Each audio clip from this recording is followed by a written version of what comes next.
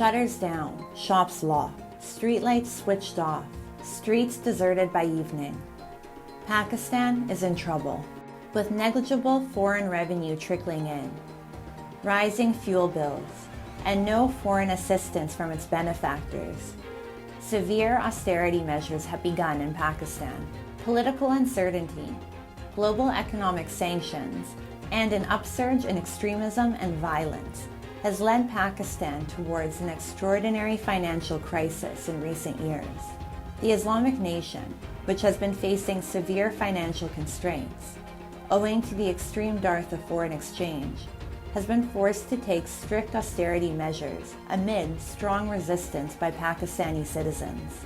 Join us as we take a deeper look at the flawed economic principles and decisions which have caused this financial crisis in Pakistan, affecting its common citizens the most severely.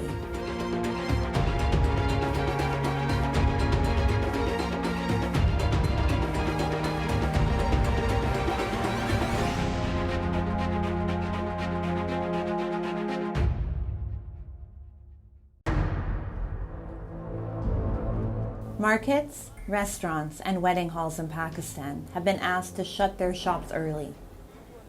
This is the latest austerity measure taken by the government to cut down on energy costs and decrease dependence on imported oil. Government departments have also been asked to reduce their electricity consumption by 30% and to work from home. Such severe measures are aimed to save the cash-strapped country about $273 million USD.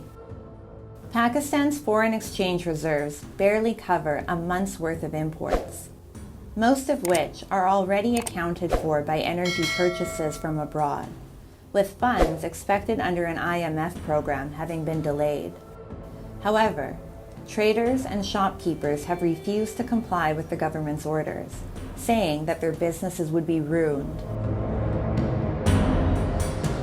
अगर आप ज़बरदस्ती करेंगे तो हम मज़ामत करेंगे। मुल्क का ताजर कारोबार बंद करने के लिए तैयार नहीं है। 8 बजे से लेके 10 बजे तक ही काम होता है, उसके अलावा सारे दिन तो काम होता ही नहीं है। यही थोड़ा सा टाइम होता है जो बंद करने पे आ गए, लेकिन हम नहीं करेंगे अल्लाह के हुक्म से बंद। Last year, Pakistan took similar decisions and slapped a ban on the import of at least 50 luxury items. The ban included cars, mobile phones, cosmetics, furniture, and machinery.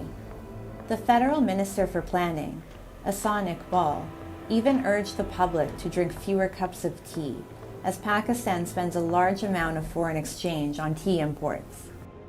Cash-strapped Pakistan is also seeking monetary help from its allies. The country's army chief, General Asim Munir, recently traveled to Saudi Arabia in a bid to secure funds for the country. Pakistan's foreign reserves are down to 5.8 billion USD, which include deposits worth 5 billion USD from Saudi Arabia and China with specific conditions of use.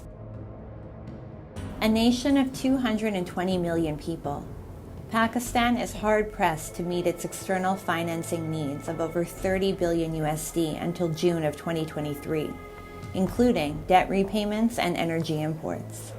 The government is trying to stabilize the economy by containing imports and decades-high inflation, as a fast depreciating currency has made imports more expensive. The country was expecting a bailout of 1.1 billion USD from the IMF. However, the bailout remains struck due to differences over the 9th program review, which would impose certain conditions on Pakistan in order for it to secure the emergency loan it needs from the IMF to literally keep the lights on. Pakistan is facing a combination of severe economic woes. Any chance at economic recovery appears more slim day by day.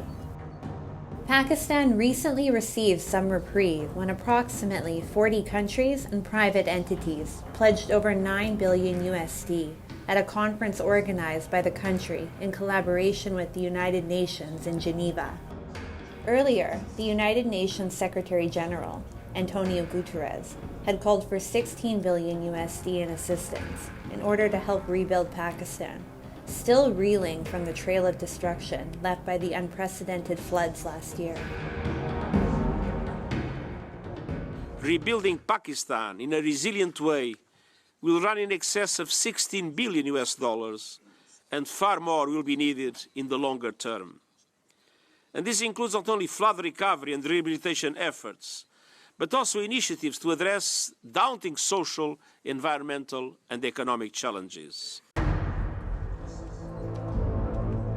Several others, including France, have confirmed that they would provide additional assistance to Pakistan. However, one question remains. Can the government of Pakistan, which has found itself in the midst of one or another form of corruption allegation, execute assistance funds transparently? Can Pakistan use the funds judiciously and emerge from this latest series of crises? Those who have been closely observing Pakistan's economy are not very hopeful.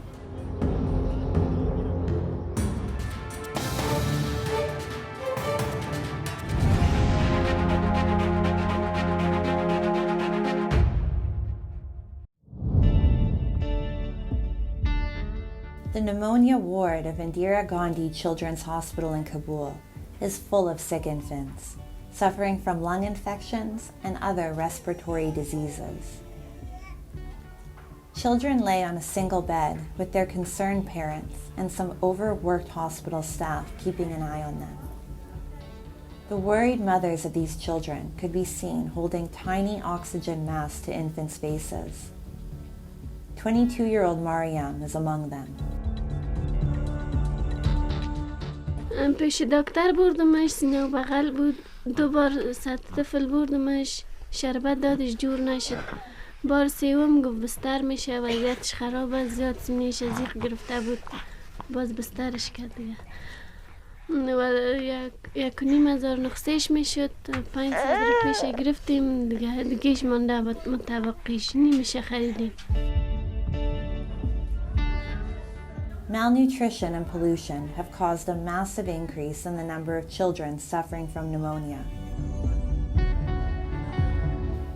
According to a report by Reuters, Mohammed Arif Hassanzai, the head of internal medicine at Indira Gandhi Children's Hospital in Kabul, said that our patients have increased compared to the past. The main reason is the economy.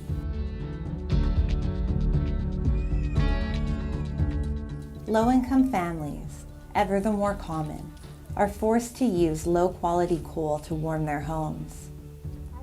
They are collecting tires, shoes, and waste to burn, which is ultimately increasing pollution levels throughout the country. Malnutrition has also been cited as a contributing factor to the increase in pneumonia and other respiratory cases among infants and children in Afghanistan, causing weakened immune systems. Facing a grim choice between warming their homes or eating, Afghans have been left in pain and hopelessness. Unfortunately, the crisis in the country is likely to worsen. Over 180 international organizations have suspended operations during the crucial winter months as a result of the ban on female NGO workers. These organizations are unable to function in the conservative nation without female staff to reach out to children and women. Returning to its own Sharia-based rule, the Taliban is attempting to erase women from public life and erase any progress made in the last 2 decades. What they've done is to try to sentence Afghan women and girls to a dark future without opportunity. And the bottom line is that no country is going to be able to succeed, much less thrive, if it denies half its population the opportunity to contribute. And to be clear, and we're engaged with other countries on this right now, there are going to be costs if this is not reversed, if this is not changed. Afghanistan is facing isolation and suspension of humanitarian operations over restrictions on women.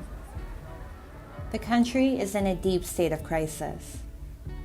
However, the Taliban have made it clear that they will not be reversing their latest decrees.